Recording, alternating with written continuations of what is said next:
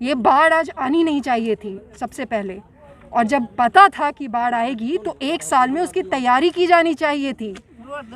हम इसीलिए नहीं चुनते हैं जनप्रतिनिधि कि सिर्फ चुनाव के वक्त में उनका चेहरा देखेंगे। नमस्कार, आप देख रहे हैं बुलंद बिहार। इस वक्त हमारी मौजूदगी है मटिहानी विधानसभा क्षेत्र के रामपुर में, और जैसा कि आपको पता है कि गंगा के जलस्तर के बढ़ने की वजह से पूरा क्षेत्र जलमग्न हो चुका है।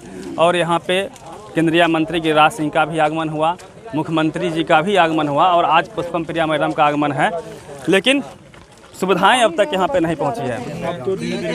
मैडम, यहाँ पे केंद्रीय मंत्री गिरिराज सिंह भी आए, मुख्यमंत्री भी आए और आज आप भी आए हैं, लेकिन सुविधाएं अब तक नहीं पहुँची है। क्या कहना चाहेंगे? ये 16 साल से ही कर रहे हैं, 16 साल से आज तक ये सुविधाएं ही पहुंचा रहे हैं। हम भी देख रहे हैं इनका तमाशा, पिछले साल भी देखा था, इस साल भी देख रहे हैं। विधायक चुने हुए, मुख्यमंत्री चुने हुए, अब तो 1 साल हो जाएंगे कुछ दिनों में, लेकिन इन्होंने कुछ भी नहीं किया है। इतना पानी है उस तरफ देखिए, उसमें लोग रह रहे हैं। इन्होंने बाढ़ आश्रय स्थल भी नहीं बनाए हैं। मिनिमम जो इन्हें करने की ज़रूरत थी वो तो बाढ़ आश्रय स्थल बनाने की थी। यही है इनका तमाशा। मैडम, शिविर तो विधायक जी चलवा रहे हैं, लेकिन जैसा कि हम लोग को पता चला है कि मात्र 500 व्यक्ति का खाना सुबह शाम बनता है, बाकी लोग को नहीं मिल पाता, सिर्फ खिचड़ी मिल पा रही है। यहाँ तक कि पीने के लिए पानी की व्यवस्था नहीं की गई है। ये सब बिहार का दुर्भाग्य है। अगर बिहारियों को, हम लोगों को ये लगता है कि विधायक जी का काम शिविर चलाना होता है, तो ये बिहार का दुर्भाग्य है। ये बाढ़ आज आनी नहीं चाहिए थी सबसे पहले, और जब पता था कि बाढ़ आएगी तो 1 साल में उसकी तैयारी की जानी चाहिए थी। हम इसीलिए नहीं चुनते हैं जनप्रतिनिधि कि सिर्फ चुनाव के वक्त में उनका चेहरा देखेंगे। पहले तो ये आते भी नहीं थे बाढ़ में, हम आपको बताते हैं। पिछले साल तक ये लोग बाढ़ में आते भी नहीं थे। इस बार हम हर जगह जाके इनकी असलियत दिखा रहे हैं। तो नया इन्होंने इस बार शुरू किया है हर जगह जाने पे इनको शर्म भी नहीं होती। मुझे यहाँ आने में शर्म हो रही है, जबकि मैं तो यहाँ का जनप्रतिनिधि नहीं हूँ, फिर भी हो रही है। इन लोगों को शर्म भी नहीं होती कि चले आते हैं, लोगों से मिलते भी नहीं।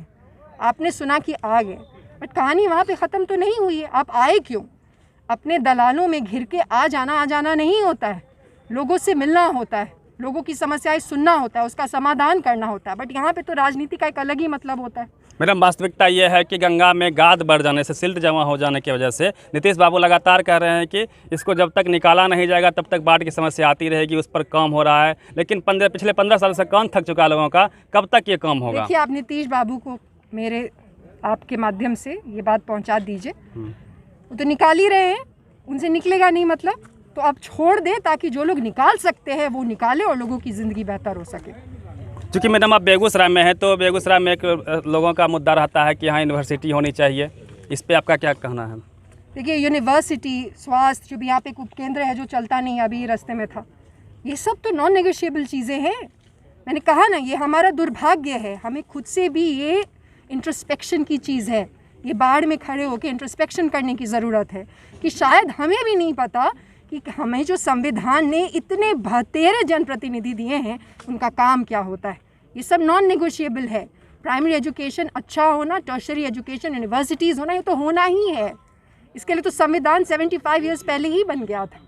मैडम, लास्ट सवाल ये है कि एक ज्वलंत मुद्दा अभी चल रहा है जातीय जनगणना का, उस पर आपका प्लस पार्टी का क्या स्टैंड है? देखिए, जातिगत जनगणना तो होना ही चाहिए, ठीक है। इन्फॉर्मेशन एसिमेट्री की जो प्रॉब्लम है, पॉलिसी कैसे बनेगी अगर जानकारी नहीं होगी तो। लेकिन उस क्वांटिटेटिव जनगणना के साथ साथ क्वालिटेटिव गणना की भी ज़रूरत है।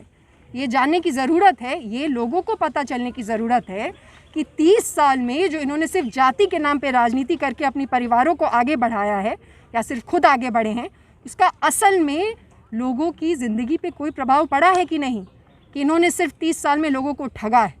तो वो क्वालिटेटिव भी ज़रूरी है उतनी ही जितनी कि क्वांटिटेटिव।